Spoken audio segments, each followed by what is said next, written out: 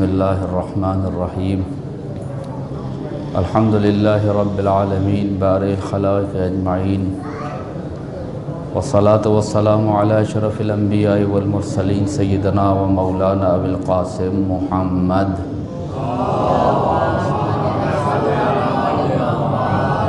وعلى اہل بیتہ الطیبین الطاہرین المعصومین الذین اذہب اللہ عنہم الرجس وطہرہم تطہیرا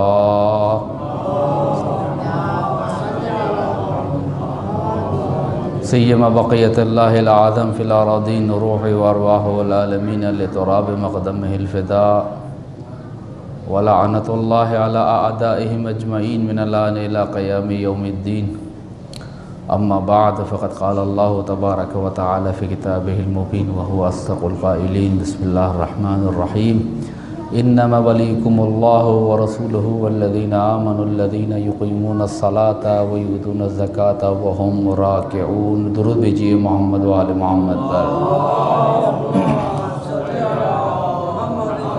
آپ تمام محبان و عاشقان و موالیان و پیروکاران امام علی بن ابی طالب علیہ السلام کو مولائے کائنات، فخر انبیاء، نفس رسول، دلبند بطول حضرت امام اول علی بن ابی طالب علیہ السلام کا یوم ولادت مبارک ہو، اور اللہ تعالیٰ سے دعا ہے کہ وہ ہمیں اس امام ہمام کے حقیقی پیروکاروں میں سے قرار دے۔ ظاہر سی بات ہے کہ جب امام اول سے متعلق گفتگو ہوتی ہے تو مختلف پہلوؤں سے امام کی شخصیت اور ان کی امامت و ولایت کو انسان تحقیق کے زمرے میں لا کر اپنے اور ان کے درمیان فاصلوں کو کم کر سکتا ہے۔ اور یہ جو ہمیں ایام ولادت، ایام جشن سرور منانے کا حکم ہے اہل بیت علیہ السلام کی طرف سے، اس کا سبب ہی یہی ہے کہ ہر محب اور ہر شیعہ اور ہر پیروکار یہ دیکھے کہ وہ اپنے امام کی تعلیمات پر کس قدر گامزن ہے۔ یعنی ان ایام کا کہ جو ولایت قربت یا ولایت اہل بیت علیہ السلام کے سائے میں منائی جاتی ہے، مقصد یہی ہے کہ ہم اپنے اور ان کے درمیان فاصلوں کو کم کریں۔ ان 2 ہفتوں میں ہمارا موضوع ولایت ہے، اور ولایت کا کیا معنی ہے، ولایت کی اقسام کیا ہیں، اور ولایت کے تقاضے کیا ہیں، اور ہم ان تقاضوں پر کیسے عمل پیرا ہو سکتے ہیں۔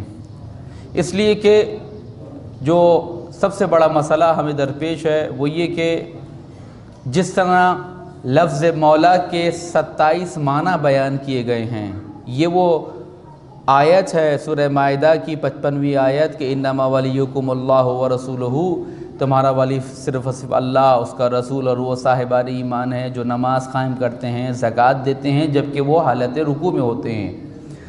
اس بنا پر لفظ مولا کے 27 معنی ذکر کیے گئے۔ شہید مطہری نے 27 معنی کا ذکر کیا ہے، میں ان سب کو بیان نہیں کروں گا، لیکن حقیقت یہ ہے کہ واقعے کا انکار نہیں کر سکے، ولایت کا انکار نہیں کر سکے۔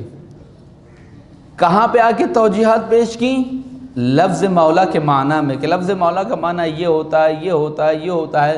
اب رسول اللہ نے دوستی مراد لی ہوگی، فرینڈشپ مراد لی ہوگی، قربت مراد لی ہوگی، اور بہت ساری اپنی چاہت کا اظہار کیا ہوگا، بہت سارے معنی بیان کیے گئے ہیں۔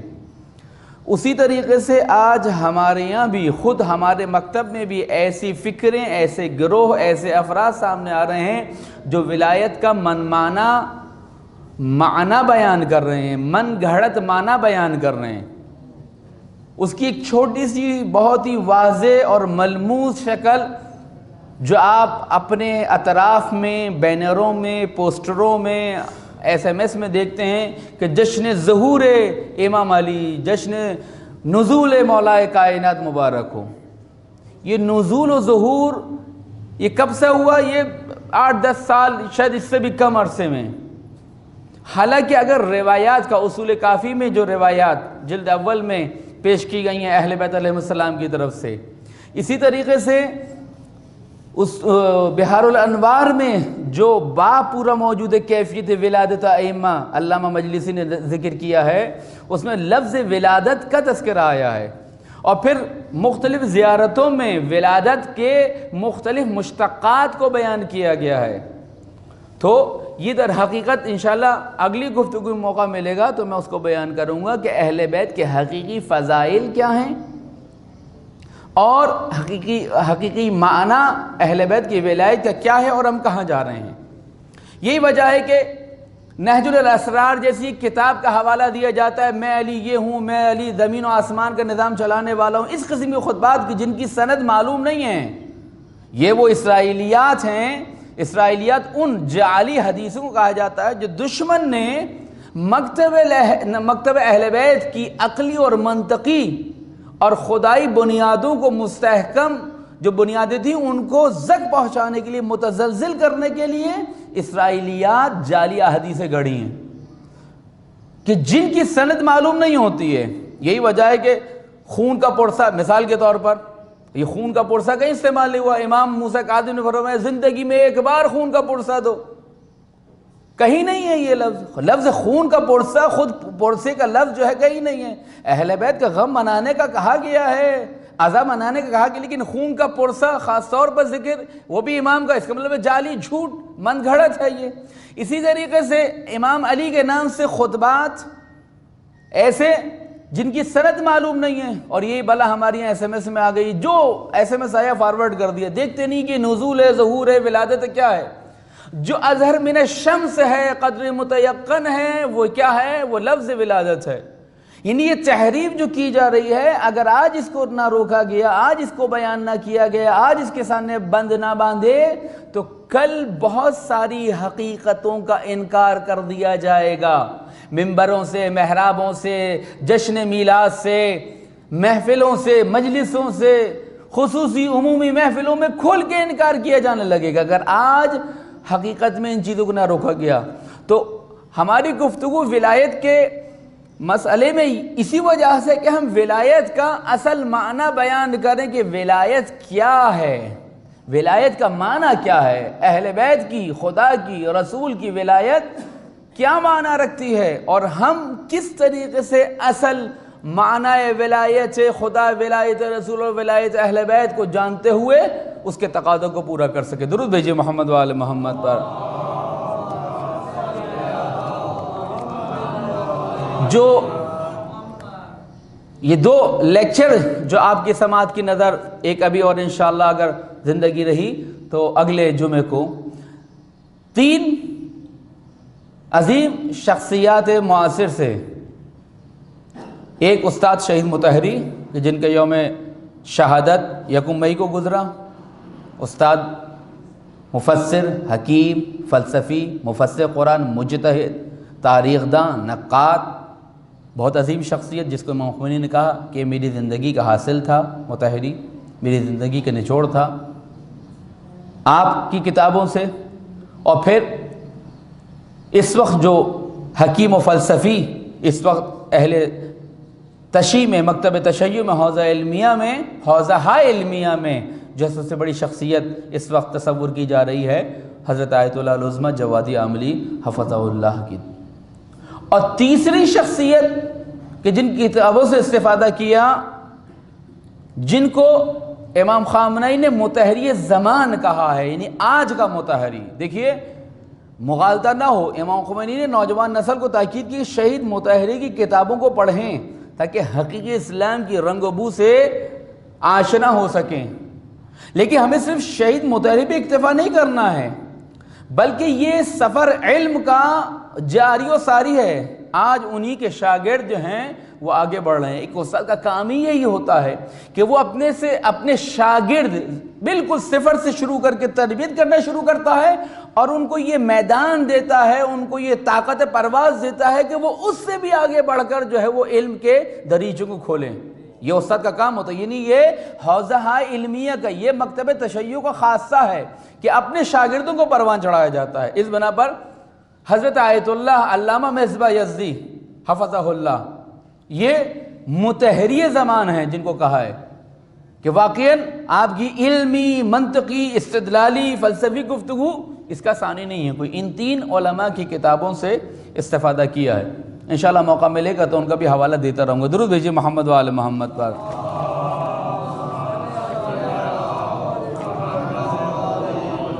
سورہ مائدہ کی آیت نمبر 55 کی تلاوت کا شرف حاصل کیا کہ جس میں خدا نے اللہ کی ولایت اور رسول کی ولایت اور صاحبان ایمان کی ولایت کا ذکر کیا ہے. لفظ ولی، ولایت، ولا یعنی واو جو ہے وہ اس کے نیچے زیر ہے، یا ولا اس کے اوپر فتح یا زبر ہے. دونوں طریقے سے پڑھا گیا اور دونوں کا معنی مختلف. ولا کا معنی مختلف ہے، ولی کا معنی یا ولا کا معنی مختلف ہے. اولا، مولا، یہ تمام الفاظ اپنے تمام در مشتقات کے ساتھ، مشتقات کسے کہتے ہیں؟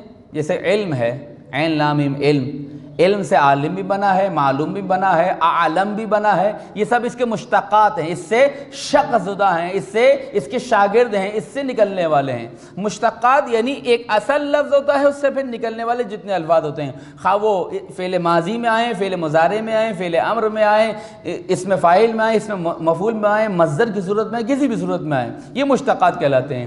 یہ کلمہ قرآن کریم میں 233 مرتبہ استعمال کیا گیا ہے. اور بقول آیت اللہ جواد عاملی کے یہ کلمہ ان الفاظوں میں سے ایک لفظ ہے کہ جو قرآن میں سب سے زیادہ استعمال ہوئے ہیں یا زیادہ استعمال ہوئے ہیں مختلف معنی پر. انشاءاللہ جب اقسام کا تذکرہ آئے گا تو ہم عرض کریں گے کہ ولایت کی کیا اقسام ہیں. راغب اصفہانی نے ایک کتاب لکھی مفردات قرآن کریم کہ جس میں قرآن کے خاص خاص الفاظ کے معنی کو ذکر کیا گیا ہے، وہ معنی جو وضع کیے گئے ہیں. دیکھیے، ایک معنی وہ ہوتا ہے جو رائج اور مصطلح ہو جاتا ہے، ایک معنی وہ ہوتا ہے جو وضع کیا جاتا ہے. اہل لغت جب بھی، خود علم اصول میں یہ بحث ہے، آیت اللہ خوئی نے اور دوسرے اصولیین علماء نے، آیت اللہ باقر صدر نے اپنی کتاب حلقات میں اور دوسرے علماء نے ذکر کیا ہے کہ لفظ، اہل لغت جب کوئی لفظ وضع کرتے ہیں، ایجاد کرتے ہیں، بناتے ہیں تو ایک معنی ان کا ذہن میں ہوتا ہے. ایک ہی معنی کے لیے ایک لفظ بنایا جاتا ہے. مثال کے طور پر جب اس آلے کے لیے لفظ مائک ایجاد کیا گیا تو صرف یہی یا اسی قسم کے دوسرے مائک جو تھے ان کے لیے لفظ مائک مثال کے طور پر ایجاد کیا، وضع کیا گیا. وضع کا لغوی معنی رکھنا ہے، لیکن یہاں پر رکھنے سے مراد کیا ہے؟ وضع یعنی بنایا گیا، وضع کیا گیا، قرار دیا گیا. یہ اہل لغت بناتے ہیں. اس بنا پر راغب اصفہانی نے لفظ ولایت کا جو معنی استعمال کیا تھا وہ جو فرمائیے گا. ولایت کا وہ معنی جو رائج ہے اصطلاح، مثال کے طور پر دعا، پکارنا. لیکن دعا در حقیقت خدا سے، اپنے رب سے کوئی چیز طلب کرنا ہے. دعا کا معنی دعوت دینا بھی ہے، دعا کا معنی پکارنا بھی ہے. اسی طرح حج ارادے کرنے کو کہا جاتا ہے، لیکن اصطلاح میں کیا ہے کہ انسان خاص اعمال و مناسک کو بجا لائے، وہ حج کہلاتا ہے. اسی طرح بہت سے معنی ہوتے ہیں جو وضع کسی اور معنی کے لیے کی جاتے ہیں لیکن بعد میں ان کے معنی کچھ اور رائج ہو جاتے ہیں. بہرحال یہ بھی پوری بحث ہے، اس میں وارد ہونا نہیں چاہتا، صرف اتنا ہی کافی ہے. اب دیکھیے کہ راغب اصفہانی نے اپنی کتاب، اور یہ وہ کتاب ہے جس کو مختلف علماء نے یعنی اس کی تائید کی ہے، اس کتاب کی، اس کے معنی کی اور اس کو نقل کیا ہے. خود شہید مطہری ہوں یا آیت اللہ جواد عاملی ہوں یا دوسرے علماء ہوں، انہوں نے راغب اصفہانی کی کتاب کے معنی کو ذکر کیا ہے، نقل کیا ہے. ایک چیز کا دوسری چیز کے ساتھ بالکل ساتھ ساتھ قرار پانا، ہو جانا، ایک چیز کو دوسری چیز کے ساتھ بالکل برابر میں رکھ دیا جائے، اس کو کہتے ہیں ولایت. ولایت کا معنی کیا ہے؟ دو چیزوں کو ایک ساتھ رکھ دینا اور اس طرح رکھنا کہ ان کے درمیان کوئی فاصلہ نہ ہو، بالکل دو انگلیاں ملی ہوئی ہوں، کوئی فاصلہ نہ ہو، اس کو کہتے ہیں ولایت. اس کے لیے جو مثال بیان کی گئی وہ بیان کروں. جلس زید و یلیہ حسن، زید آ کے بیٹھا، اس کے فوراً بعد حسن اس کے برابر میں اس طرح کے بیٹھا کہ دونوں کے درمیان کوئی فاصلہ نہیں رہا. اور عجیب یعنی ایک آیت دینے میں وَالشَّمْسِ وَضُحَاهَا وَالْقَمَرِ إِذَا تَلَاهَا. تلا اسی یلا یلی ولایت اسی آنے سے ہے، یعنی ساتھ ساتھ آنا. اس کے لیے کہا گیا کہ یہاں قمر سے مراد وجود مبارک حضرت امیر المومنین علیہ السلام ہے، یعنی وجود علی وجود رسول کے ساتھ ساتھ ہے. انا و علی من نور واحد و سائر الناس من شجر شتیٰ. میں اور علی نور واحد سے ہیں. مولا کائنات کی فضیلت کے لیے یہ ہے. یعنی دو چیزوں کا اس طرح قرار پانا کہ دونوں کے درمیان کوئی فاصلہ نہ رہے. ولایت اللہ کی ہو، رسول کی ہو یا امام کی ہو. ولایت کا معنی یہ ہے کہ کوئی بھی ولایت ہو، آپ اللہ کی ولایت کے سائے میں ہوں. ان اللہ مع الصابرین، معیت کا معنی یعنی ساتھ ہونے کے معنی میں ہے. رسول کی ولایت ہو یا اہل بیت علیہ السلام کی ولایت، کوئی بھی کسی بھی امام کی ولایت ہو، یہ ولایت ساتھ ہونے کے معنی میں ہے کہ آپ کے اور اللہ کے اور رسول کے اور اہل بیت کے درمیان کوئی فاصلہ نہ رہے. یہ فاصلہ جسمانی فاصلہ نہیں ہے. ہم اللہ سے جسمانی طور پہ قریب نہیں ہو سکتے، ہم امام علی سے جسمانی طور پہ قریب نہیں ہو سکتے. یہ ولایت کا جو یہاں پہ معنی لیا جائے گا، یعنی قربت کا، نزدیکی کا، متصل ہونے کا، باہم ہونے کا، یہ روحانی اور معنوی قربت ہے. کہ ولایت یعنی آپ ان کی ولایت کے ساتھ اس طرح ہو جائیں کہ گویا آپ انہی کا حصہ بن گئے ہیں. درود بھیجئے محمد و آل محمد پر.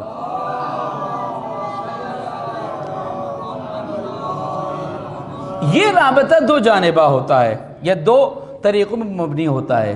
یا تو یہ رابطہ یک طرفہ ہے یا دو طرفہ ہے. اگر یک طرفہ رابطہ ہے، یہ ساتھ ہونا، مثال کے طور پہ جس کو کہا گیا ہے تو پہلا دوسرے کا ولی ہوگا اور دوسرا پہلے کا مولا علیہ کہلائے گا.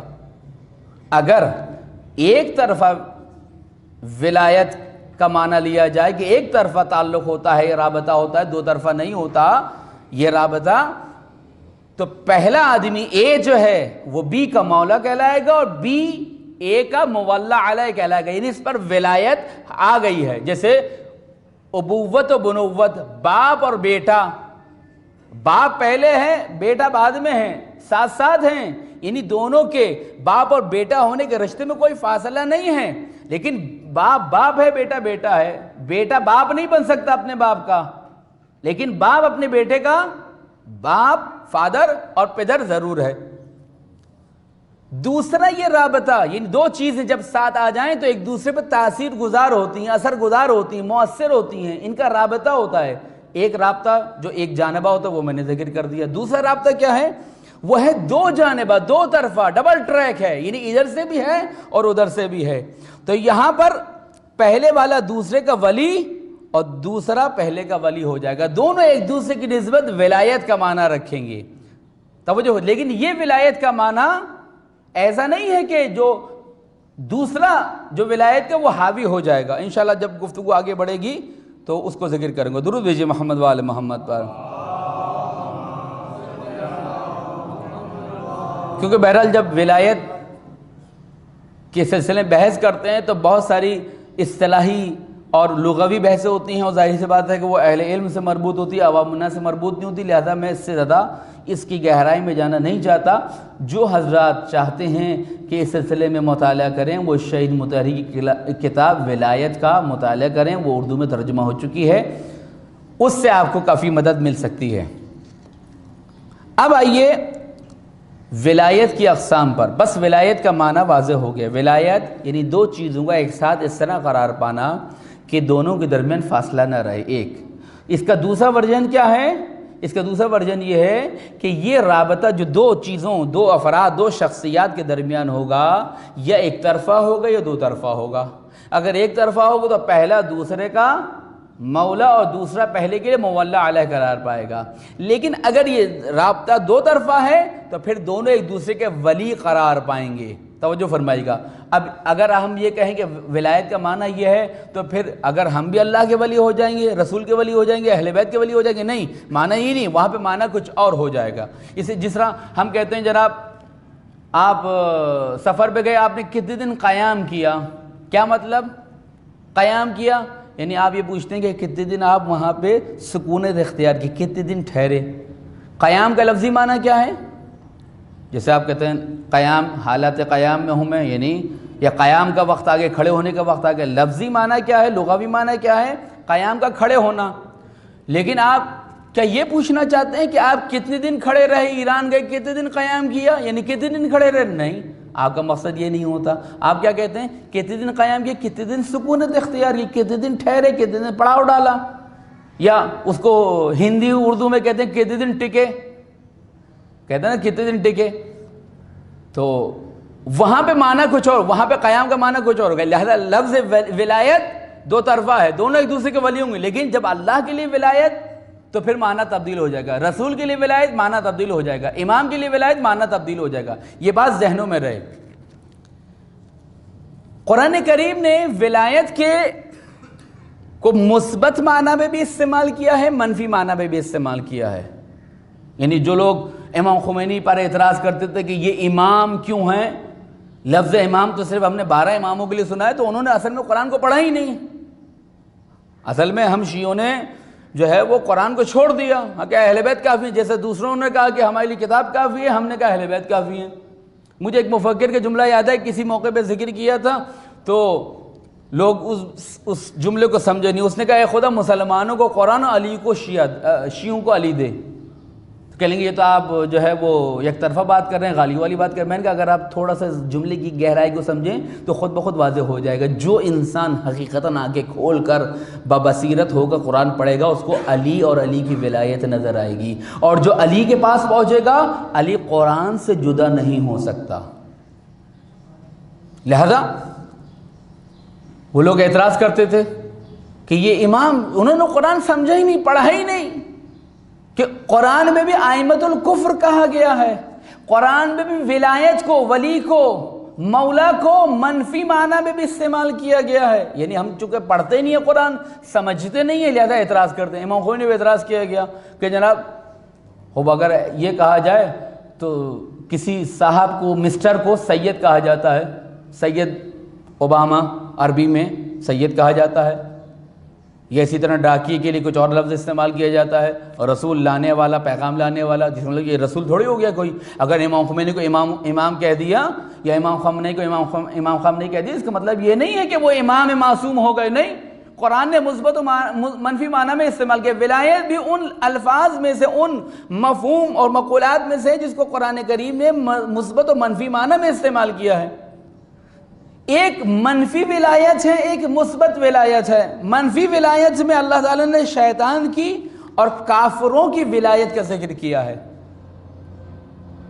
منفی معنی میں ان کی ولایت کو اختیار نہ کرو، ان کی ولایت کے دائرے کار میں نہ جاؤ۔ اور پھر مثبت ولایت میں اللہ نے اپنے رسول کی، اہل بیت کی، اور پھر مومنین کی ولایت کا ذکر کیا ہے۔ اور پھر فقہ میں جب آتے ہیں تو پھر حاکم شرع کی ولایت ہوتی ہے، مومنین کی مومنین پر ولایت ہوتی ہے، باپ کی اپنے ان بچوں پر ولایت ہوتی ہے، بچوں پر ولایت ہوتی ہے۔ وہ بھی پوری ایک بحث ہے کہ کس حد تک جو لوگ کورٹ میرج کرتے ہیں والدین کی اجازت بغیر شرعی طور پر، اس میں علماء نے اشکال پیدا کیا ہے کہ چونکہ باپ کی اجازت شرط نہیں ہے، اکثر علماء بالاتفاق، اکثریت علماء لڑکی کے لیے باپ کی شرط واجب جانتی ہے۔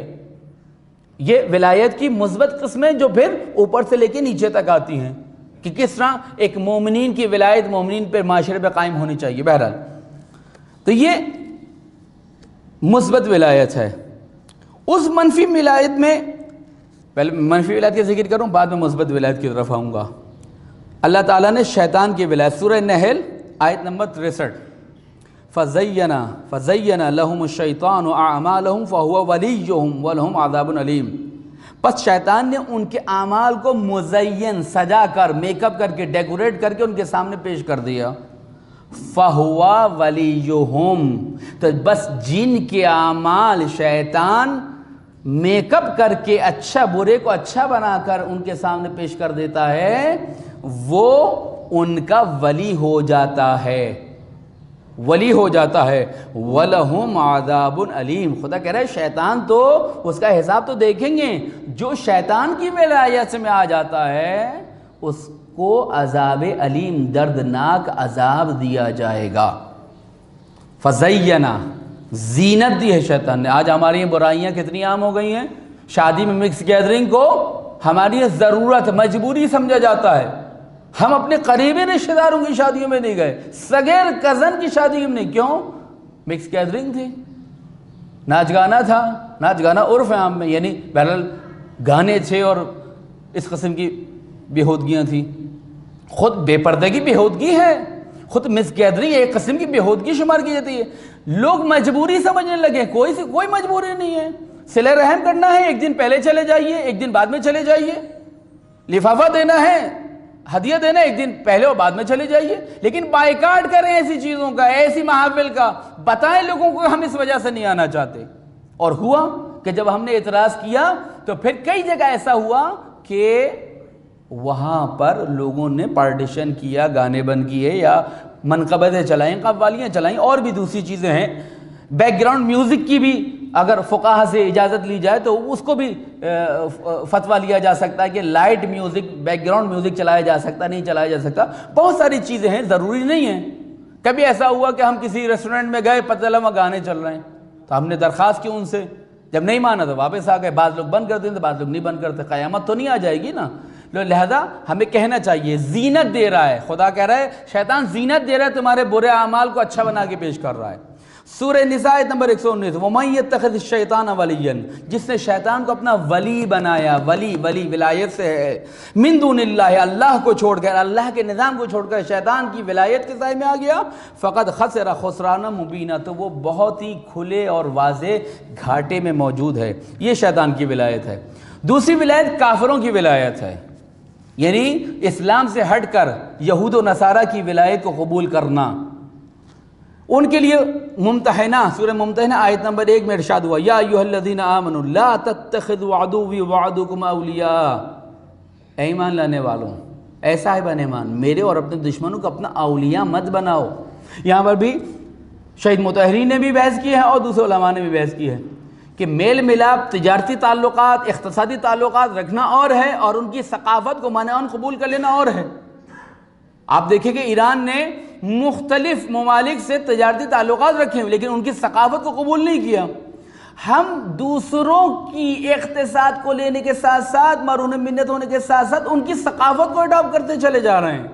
خدا کہہ رہا ہے یہ جو برتری حاصل ہو رہی ہے، لن یجعل اللہ، خدا نے قرار نہیں دیا ہے مومنین پر کافروں کے لیے کوئی فوقیت و برتری حاصل ہو۔ یہ ولایت منفی ہے، ولایت منفی ہے جس کا ذکر کیا گیا، شیطان کی ولایت اور یہود و نصارہ کی ولایت۔ بہرحال اس میں پھر سیاسی بحث ہے، ثقافتی بحث ہے، اقتصادی بحث ہے، یہ ہمارے موضوع سے باہر ہے۔ اب آ جائیے مثبت ولایت کی جانب، کہ جس میں سب سے پہلے اللہ تعالیٰ نے اپنی ولایت کا ذکر کیا ہے۔ سب سے پہلے یہ جو آیت سورہ مائدہ کی میں نے پیش کی ہے، اس میں بھی اللہ تعالیٰ نے یہی کہا، انما ولیکم اللہ، فقط تمہارا ولی اللہ، اس کا رسول اور وہ صاحبان ایمان ہیں جن کی یہ نشانیاں ہیں۔ فاللہ هو الولی، فاللہ هو الولی، سورہ بقرہ آیت نمبر 7، وما لکم من دون اللہ من ولی ولا نصیر، اللہ کے سوا تمہارا کوئی ولی اور نصیر، نصرت کرنے والا نہیں ہے۔ آل عمران 68، واللہ ولی المؤمنین، اللہ ولی ہے ایمان لانے والوں کا۔ یہ سورہ بقرہ میں کہا اللہ ولی الذین آمنوا، خدا ایمان لانے والوں کا سرپرست ہے۔ اچھا، یہ جو مثبت ولایت ہے اس کی بھی کیٹیگری ہے جس کو میں پہلے بیان کر چکا ہوں، اب اس کو سسٹمیٹکلی تھوڑا سا بیان کر دوں۔ ولایت مثبت عام ہے، ایک ولایت مثبت خاص ہے۔ ولایت مثبت عام کیا ہے؟ وہی ولایت جو مومنین کی معاشرے پر ایک دوسرے پر ہوتی ہے، مومنین کی مومنین پہ ولایت ہوتی ہے۔ اس لیے اللہ تعالیٰ نے کیا فرمایا ہے سورہ حجرات آیت نمبر 10، انما المؤمنون اخوہ، مومن ایک دوسرے کے بھائی ہیں، یہ ولایت کا تذکرہ ہے۔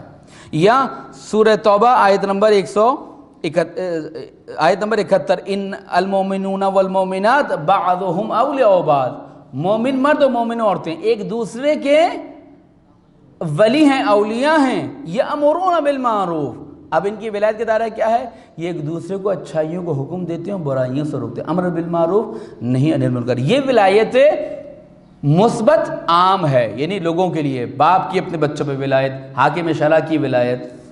ایک ولایت خاص ہے کہ جو سورہ مائدہ کی آیت نمبر 55 میں ارشاد ہوا، اللہ کی، رسول کی اور اہل بیت کی ولایت۔ یہ ولایت جو ہے یہ قابل بررسی ہے۔ دیکھیے اللہ کی ولایت میں کسی کو شک نہیں ہے، رسول کی ولایت میں شک نہیں ہے، جو مسئلہ ہے وہ رسول اللہ کے بعد ولایت میں سارا مسئلہ یہیں کا ہے، اور یہی ولایت کا امتحان جس میں قومیں یا کامیاب ہو جاتی ہیں ناکام ہو جاتی ہیں۔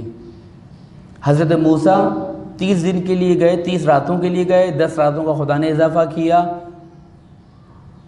اب اس میں بھی ایک بحث ہے کہ کیوں خدا نے رات کا ذکر کیا، دن کا ذکر نہیں کیا، یہ بھی ایک تفسیری بحث ہے، اس میں وارد ہونا نہیں چاہتا۔ بہرحال 40 دن کے لیے حضرت موسیٰ اپنی قوم سے غائب رہے اور خدا کے مہمان تھے۔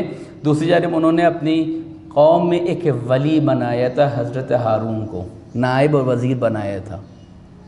40 دن کے لیے حضرت موسیٰ اپنی قوم کے درمیان نہیں تھے، واپس آئے تو دیکھا جو ہے وہ توحید بدل چکی ہے، لوگ بت پرستی میں مبتلا ہو گئے۔ ولایت کے امتحان میں ظلم کے سامنے وہ قوم کامیاب ہو گئی، ظالم کے سامنے۔ حضرت موسیٰ جب سامنے سمندر تھا، توجہ فرمائیے گا، جب سامنے سمندر تھا، پیچھے فرعون کی فوج، لوگوں نے کہا ہم سینڈوچ بن جائیں گے موسیٰ، انہیں عرف عام میں بتا رہا ہوں، پھنس گئے۔ کلا ہرگز نہیں، ان ربی معی سیہدین، ہرگز نہیں، ہم پھنسنے والے نہیں ہیں، میرا رب ضرور ہدایت کرے گا، ہم نجات یافتہ ہوں گے۔ وہاں ذرہ برابر جناب موسیٰ کے دل میں خوف پیدا نہیں ہوا۔ قوم ظالم کے مقابلے میں کھڑی ہوئی، کامیاب ہوئی، ظالم نابود ہو گیا، قوم کامیاب ہو گئی ظلم کے مقابلے میں، لیکن ولایت کے مقابلے میں ناکام۔ ولی کی بات نہیں مانی، حضرت ہارون روکتے رہے لیکن نہیں مانا۔ توجہ فرمائیے کہ ولایت کے، اللہ کی ولایت، رسول کی ولایت میں مسئلہ نہیں ہے، ولایت میں مسئلہ ہے تو رسول کے بعد ولایت میں مسئلہ ہے، کہ جہاں پر اہل سنت کا اور ہمارا ایک خاص مکتب ہے، ایک خاص نظریہ ہے کہ وہ ولایت کا کیا معنی لیتے ہیں اور ہم ولایت کا کیا معنی لیتے ہیں۔ اور ابھی ایک کتاب بھی نظر سے گزری ہے علامہ ڈاکٹر طاہر القادری صاحب کی، السیف الجلیل منکر ولایت علی، کہ انہوں نے ولایت کا معنی بیان کیا، کہا کہ سیاسی ولایت جو ہے وہ خلفاء کے پاس آئی ہے اور روحانی ولایت جو اہل بیت کے پاس آئی ہے، یعنی وہی روحانی ولایت جس کو امام شافعی اور دوسرے اہل سنت ادباء اور شعراء اور اماموں نے جو ہے وہ ولایت کو ذکر کیا ہے کہ آپ کی ولایت کے بغیر، آپ پہ درود بھیجے بغیر نماز کامل نہیں ہوتی۔ بہرحال اب انہوں نے تسلیم کرنا شروع کیا کہ ولایت جو ہے وہ اس قسم کی ہوتی ہے کہ ایک سیاسی ولایت ہے، انشاءاللہ جب بات آئے گی تو پھر اس کو عرض کریں گے۔ درود بھیجیے محمد و آل محمد پر۔ ظلم کے مقابلے میں دریا کو سامنے دیکھ کے، پیچھے فرعون کو دیکھ کر حضرت موسیٰ پریشان نہیں ہوئے۔ کہاں پر حضرت موسیٰ کے دل میں خوف پیدا ہوا؟ ایک جگہ پر، جب ساحروں نے اپنے اژدہوں کو ڈالا اور وہ یعنی زندہ اپنی رسیوں کو یا جو بھی ان کے پاس چیزیں تھیں ان کو ڈالا تو وہ سانپ بن کے دوڑنے لگے، تو وہاں فَأَوْجَسَ مُوسَىٰ، دل میں خوف محسوس کیا حضرت موسیٰ نے۔ یہاں پر علماء نے لکھا ہے، تفسیر نے لکھا ہے، یہ خوف ساحروں کے سحر کو دیکھ کر نہیں تھا، بلکہ یہ خوف یہ تھا کہیں ایسا نہ ہو کہ میرے ماننے والے ضعف اعتقادی پیدا کریں، ان کا عقیدہ، ان کا نظریہ، ان کی آئیڈیالوجی کمزور ہو جائے، یعنی باطل کے، توجہ فرمائیں، باطل کے آلات، وسائل، امکانات کو دیکھ کر قوم مروب ہو جائے۔ یہ وہ مقام تھا کہ جہاں پر حضرت موسیٰ نے خوف محسوس کیا۔ یعنی انبیاء ظلم کے مقابلے میں قوموں کے کامیاب ہونے نہ ہونے سے نہیں خوف کھاتے، ان کا خوف، ان کا دھڑکا جو ہوتا ہے وہ اس وجہ سے ہوتا ہے کہ کہیں یہ اعتقادی عقیدتی طور پر آئیڈیالوجی فکر کے میدان میں کمزور نہ ہو جائیں، دوسرے افکار و نظریات اور آئیڈیالوجی ان پہ غالب نہ آ جائیں۔ آج بعینی یہی ہو رہا ہے کہ ہم کمزور ہوتے جا رہے ہیں۔ یہ شہادت ثالثہ کا مسئلہ ہے، ولادت کے ظہور و نزول کا مسئلہ ہے، اور اسی قسم کی باتیں، بہت ساری باتیں انشاءاللہ پھر کبھی موقع ملا تو میں ان کو ذکر کروں گا۔ ولایت کے امتحان میں جو مسئلہ ہے وہ امام علی یا خلفائے راشدین کے درمیان ولایت کی تقسیم کا مسئلہ ہے۔ بہرحال تو یہ ولایت خاص ہے۔ درود بھیجئے محمد والے محمد پر۔ دو اور قسم کی ولایت ہے، ایک ولایت تکوینی اور ایک ولایت تشریعی۔ بہت ہی آسان زبان میں اگر اس کو میں بیان کروں تاکہ اس کو یہیں پہ ختم کر دوں، ولایت تشریعی یعنی قانون گزاری کی۔ خدا شارع ہے، شارع یعنی شریعت بنانے والا ہے، خدا قانون بنانے والا ہے، اور انبیاء اور ائمہ اس قانون کو جاری کرنے والے ہیں۔ لیکن رسول کو بھی اور اہل بیت کو بھی یہ ہے کہ وہ مختلف حوالوں سے نشیب و فراز زمانے کے جو آئیں اس میں شریعت خدا کے حوالے سے آسانیاں پیدا کرتے رہیں، وہ بھی حکم خدا کے مطابق۔ ایسا نہیں ہے، یہ ولایت تشریعی ہے، بہت آسان زبان میں، بہت مختصر۔ ولایت تکوینی یعنی وہ روحانی ولایت جس کو انشاءاللہ میں بعد میں ذکر کروں گا کہ ولایت تصرف کسے کہتے ہیں، اختیار جس کو کہتے ہیں۔ خود ولایت کا ایک معنی جو ذکر کیا جس کو میں نے ذکر نہیں کیا کہ انسان کا صاحب اختیار ہونا مکمل۔ یہ ولایت تکوینی جو ہے، یہاں پر ہمارے کچھ شیعہ افراد جو ہیں وہ پھسل جاتے ہیں، پٹری سے اتر جاتے ہیں۔ وہ یہ سمجھتے کہ نہیں، خدا بیٹھ گیا ہے کنارے پر اور اس نے جو ہے وہ علی علیہ السلام کو ولایت کے نظام دے دیا، علی علیہ السلام ہے جو سب کچھ چلا رہے ہیں۔ یہ ولایت کا معنی یہ ناقص معنی ہے، یہ کامل معنی، یہ نظام ولایت سے متصادم ہے، اللہ کی ولایت سے، رسول کی ولایت سے، اور خود ولایت ائمہ سے۔ یہ وہ جہال کا، جاہل لوگوں کا نظریہ ہے کہ اللہ سائیڈ میں بیٹھ گیا اور بس اہل بیت چلا رہے ہیں۔ نہیں، اس میں بھی پوری ڈیبیٹ ہے، انشاءاللہ دلائل ہیں، لیکن میں اس میں وارد ہونا نہیں چاہتا کہ یہ معنی نہیں ہے ولایت کا۔ جو کچھ بھی ولایت ہے 3 درجات اللہ نے کہیں گے، انما ولیکم اللہ، اللہ ولی، رسول ولی اور صاحبان ایمان ولی، یعنی گریجولی ہیں۔ ایسا نہیں ہے کہ امام جو اللہ سے اوپر چلا جائے گا، نہیں۔ جب تصرف کی بات آئے گی تو اللہ اپنے اولیاء کو، اپنے ائمہ کو، صاحبان ولایت کو حق تصرف دیتا ہے کہ وہ جو چاہیں کریں، لیکن یہ جو چاہیں کریں اللہ کی مرضی سے ہوتا ہے، اللہ کے منشا، اللہ کے ارادے کے تابع ہوتا ہے۔ ایسا نہیں ہے کہ جو چاہیں کریں، یہ جو چاہیں کریں وَمَا يَشَاءُونَ إِلَّا أَن يَشَاءَ اللَّهُ، اہل بیت کی فضیلت کے بارے میں ہے کہ یہ وہی چاہتے ہیں جو ان کا رب چاہتا ہے۔ تو یہ تصرف کی ولایت یہ بھی اسی معنی میں ہے کہ اہل بیت وہی چاہیں گے جو ان کا رب چاہتا ہے۔ ایسا نہیں ہے کہ جو چاہیں، ہمارے چاہنے کی بنا پر اگر ہمیں جو ہے وہ کہا جائے کہ آپ جو ہے تبرک تقسیم کریں تو سب سے پہلے تو مولانا اپنے لیے رکھ لیں گے کہ اچھے جو ہے وہ اپنے لیے، اس کے بعد اپنے قریبی رشتہ داروں کے لیے، اس کے بعد مومنین کے لیے۔ نہیں، یہ چاہنا یہ نہیں ہے۔ اللہ کے ارادے سے کیا مراد ہے؟ نورید ان نمنا، خدا ارادہ کرتا ہے، خدا ارادہ کرتا ہے کن فیکون، ہو جا تو وہ ہو جاتی ہے۔ یہ سب اسی ولایت یہ تکوینی کے زمرے میں یہ بحثیں آتی ہیں کہ اس کا کیا معنی ہے۔ یہ بہرحال ہماری بحث سے فی الحال خارج ہے۔ تو عام لوگ یہ معنی لیتے ہیں کہ جناب بس اہل بیت ہے، نہیں، یہاں پر بھی افراط و تفرید ہمارے یہاں موجود ہے۔ لہذا اور اگر واقعاً چاہتے ہیں کہ نظام ولایت کو سمجھیں تو زیارت جامع کبیرہ کا مطالعہ کریں کہ جس میں امام معصوم نے ائمہ کی ولایت تکوینی کے کچھ حصوں کو جو ہماری سمجھ اور عقل کے مطابق اس کو بیان کیا ہے۔ زیارت جامع کبیرہ کا مطالعہ فرمائیے انشاءاللہ۔ پھر کبھی اس میں مختلف علماء نے شرحیں لکھی ہیں، تفسیر بیان کی اس کی۔ 4 قسم کے ذمہ داریاں ہیں کہ جو خدا نے رسول کو اور امام کو عطا کی ہیں ولایت کے زمرے میں۔ توجہ فرمائیں، ولایت کے زمرے میں، یعنی رسول بھی اپنی رسالت و ولایت کے ساتھ اور امام بھی اپنی ولایت و امامت کے ساتھ ان 4 عہدوں پر فائز ہے۔ یہ 4 عہدے ہیں، لہذا یہ توجہ رہے، اللہ، رسول اور پھر کیا ہے؟ امام۔ یہی وجہ ہے کہ اللہم عرفنی نفسک، پہلے اللہ کی ولایت، اللہ کی معرفت کا ذکر کرتے ہیں۔ اے خدا اپنی معرفت کرا، اگر تو نے اپنی معرفت نہیں کرائی ہم تیرے رسول کی معرفت، اللہم عرفنی رسولک، پھر رسول کی معرفت کرا، اگر تو نے رسول کی معرفت نہیں کرائی اپنے امام وقت کو نہیں پہچانوں گا، حجت کو، اللہم عرفنی حجتک، اپنے حجت کی معرفت کرا۔ فَإِنَّكَ فَإِن لَّمْ تُعَرِّفْنِي حُجَّتَكَ ضَلَلْتُ عَن دِينِي، اے خدا اگر تو نے اپنی حجت کی معرفت نہیں کرائی کیا ہوگا کہ میں دین سے بے بہرا ہو جاؤں، گمراہ ہو جاؤں گا۔ یعنی وہ وہاں پر بھی کیٹیگری ہے، ایسا نہیں کہ ڈائریکٹ پہلے امام سے شروع کیا، یعنی اگر نیچے سے شروع کرو گے امام سے تو رسول کے ذریعے سے ہوتے ہوئے اللہ تک پہنچو گے، اللہ سے شروع کرو گے تو پھر امام تک پہنچو گے۔ ایسا نہیں، سسٹمیٹک ہے یہ نظام ولایت۔ لہذا کچھ لوگ افراط و تفریط کرتے ہیں، وہ امام کو، ولایت کو، تصرف کو خدا سے بھی آگے بڑھا دیتے ہیں۔ بہرحال 4 قسم۔ پہلا کام یہ ہے کہ وہ قرآن کی تفسیر بیان کریں، قرآن کی تفسیر و تبیین کریں، بیان کریں، وضاحت کریں۔ یہ رسول کا بھی کام ہے اور اہل بیت کا بھی کام ہے۔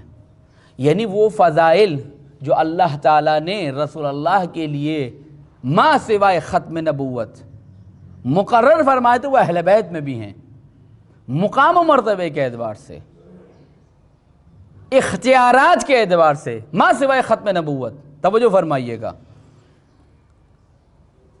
سورہ نحل آیت نمبر 44، وَأَنزَلْنَا، یہ 4 نکات بیان کر کے گفتگو تمام کروں گا انشاءاللہ۔ پھر اگلی گفتگو میں ولایت ائمہ، خصوصاً ولایت امیر المومنین سے متعلق گفتگو کو بیان کروں گا۔ درود بھیجئے محمد و آل محمد۔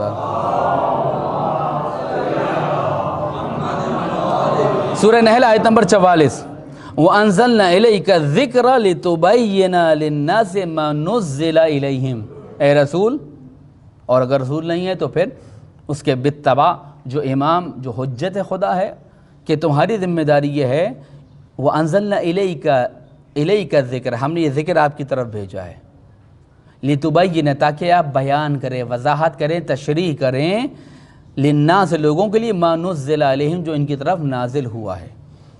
یہ ولایت کیا ہے؟ یعنی ایک ذمہ داری کیا ہے رسول اور امام کی، کہ قرآن کو جو ایک مکتوب صورت میں کانسٹیٹیوشن ہے ہمارا، کہ اس کی تبیین، تفسیر، تشریح امام اور رسول کے اختیار میں۔ ما آتاکم الرسول فخذوہ وما نہاکم عنہ فانتہوا، جو رسول دے، جو آل رسول دیں اس سے لے لو۔ یعنی یہ وہی ولایت تشریح جس کو میں نے کہا کہ اللہ نے قانون بنایا ہے، لیکن اہل بیت اور رسول اللہ کو یہ اختیار دیا کہ اپنے زمانے کے لحاظ سے اللہ کی مرضی کے مطابق۔ اسی لیے ہمارے علم لدنی کہتے ہیں کہ امام علم لدنی کا مالک معصوم ہوتا ہے، کیونکہ وہ اللہ سے در حقیقت اجازت لیتا ہے اور وہ اجازت صاحب میں جو ہے وہ شریعت کو بیان کرتا ہے۔ اب یہ مثال کے طور پر چھٹے امام نے کہا کہ انسان کے لیے مستحب ہے کہ وہ تربت امام حسین کی سجدگاہ رکھے، تو یہ جب شریعت بنی تھی اس زمانے میں تو حکم نہیں تھا، یہ بعد میں حکم آیا ہے امام چھٹے امام کا کہ مستحب ہے۔ یہ مستحب، یہ استحباب، یہ چاہنا امام کا، یہ امام کا بھی چاہنا ہے، رسول کا بھی چاہنا ہے اور اللہ کا بھی چاہنا ہے، یہ کشف کیا گیا ہے۔ اسی لیے ہماری تقلید میں ایک بحث ہے، الکاشف عن حکم شرعی، مجتہد کا فتویٰ اللہ کے حکم کو کشف کرتا ہے۔ بہرحال یہ پوری ایک بحث ہے، اس میں وارد ہونا نہیں چاہتا۔ یعنی مجتہد اپنے علم کی روشنی میں جو قرآن، اہل بیت و تمام وسائل اور امکانات اور چینلز کے ذریعے سے حاصل کرتا ہے، وہ کشف کرتا ہے حکم شرعی کو۔ پھر یہیں سے واضح ہو جاتا ہے کہ علماء میں جو فتوائی اختلاف ہوتا ہے اس کی وجہ بھی یہی ہے۔ بہرحال یہ بھی پوری ایک بحث ہے، اس میں وارد ہونے نہیں چاہتے تھے، اشارہ کر کے کشف کرتا ہے۔ اسی طریقے سے امام جو استحباب یا کراہت بیان کرتا ہے، مثلا چھٹے امام نے جو بیان کی، 8ویں امام نے جو بیان کی، 5ویں امام نے جو بیان کی، یہ رسول اللہ نے بیان نہیں کی تھی، لیکن چونکہ ایک ہی سلسلہ ہے، علم لدنی ہے، معصوم ہے، من جانب اللہ ہے، لہذا ہم کہتے ہیں اللہ کی طرف سے شریعت ہے۔ درود دیجئے محمد و آل محمد پر۔ دوسری ولایت حاکمیت ہے۔ سورہ مائدہ کی یہی آیت 55ویں آیت 56ویں آیت، इन्नमा वलियुकुम अल्लाहु व रसूलुहु वल्लज़ीना आमनु अल्लज़ीना युक़ीमूनस सलाता व यूतूनज़ ज़काता व हुम राकिऊन। ये विलायत है, यानी विलायत दी अल्लाह ने। उसके बाद तीसरा जो मुकाम अता किया है रसूल को और आले रसूल को, वो है क़ज़ा का, यानी फैसला करने का, कि आपका हुक्म आखिर हर्फ आखिर होगा। सूरह निसा आयत नंबर 65, फला रब्बुका ला युमिनून हत्ता युहक्किमूका फीमा शजरा बैनहुम सुम्मा ला यजिदू फी अनफुसिहिम हरजन मिम्मा क़ज़ैत व युसल्लिमू तस्लीमा। ये कभी भी ईमान नहीं लाएंगे आप पर, इनका ईमान कभी कामिल नहीं हो सकता, हत्ता यहाँ तक कि जो कुछ आपने इनके दरमियान हुक्म किया है, कि जो इनमें इख्तलाफ था उनके बारे में जो ए रसूल आपने इनको हुक्म दिया है कि ये करो, सुम्मा ला यजिदू फी अनफुसिहिम हरजा, और फिर उसको मनोअन कबूल कर लें कि दिल में ज़र्रा बराबर शायबा न हो। रसूल ने जो हुक्म दिया है हमारे इख्तलाफ को हल करने के लिए, खुदा कहता है, और फिर तस्लीम हो जाएं, तस्लीम होने की तरह। ये मुकाम क़ज़ा यानी अहले बैत और अल्लाह के बनाए हुए रसूल के हुक्म को मानना है, ये मुकाम क़ज़ा है।